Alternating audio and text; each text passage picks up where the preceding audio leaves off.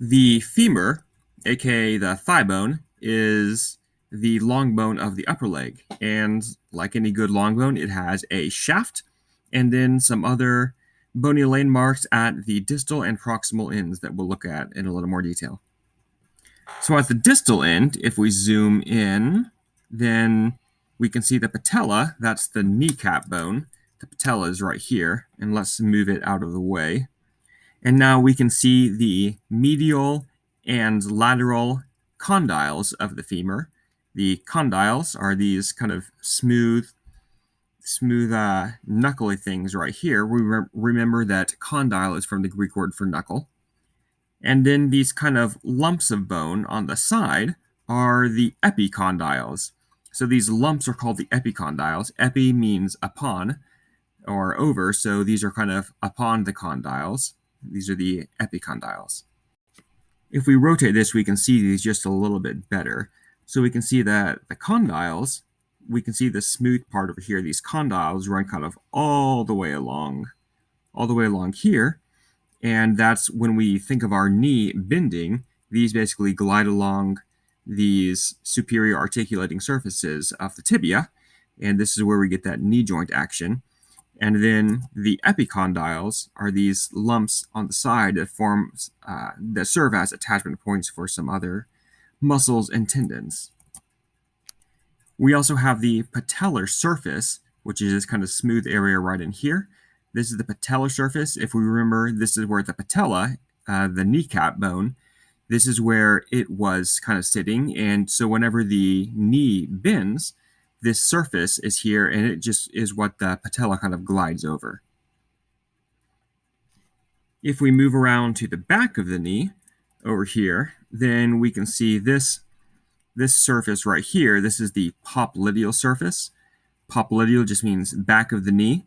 So this is a surface on the back of the knee that's an attachment point for some muscles and such.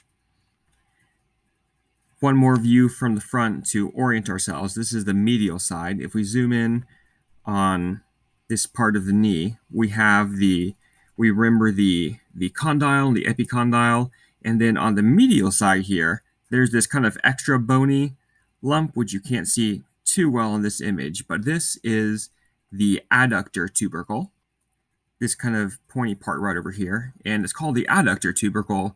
Tubercle just is kind of like a small lump that's a point of muscle attachment, smaller than a tuberosity, and adductor because adductor muscles are going to attach to this. So it's the adductor tubercle, and is kind of a part of the medial epicondyle.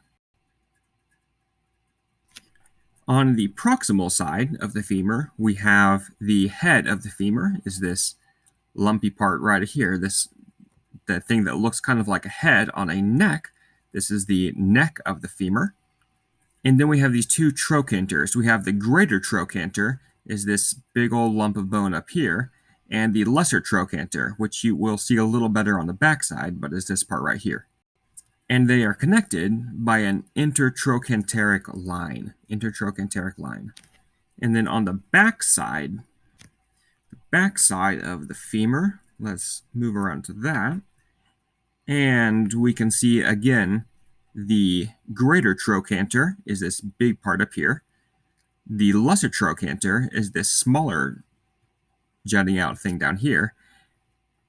And then we have the intertrochanteric crest on this side.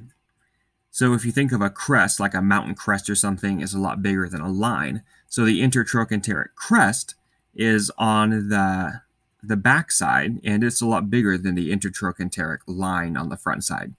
And it also makes sense because this is where we're going to get a lot of attachment for some of the gluteal muscles and all those muscles back there. And we have a lot more of those than we do on the front of the hip.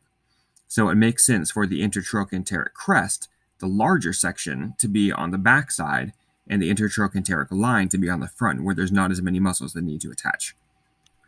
And then we have the linea aspera. The linea aspera right here. And the linea aspera is basically just a bony ridge that goes along the posterior side of the femur that serves as an attachment for a bunch of muscles. And this part where the linea aspera gets bigger up here is the gluteal tuberosity.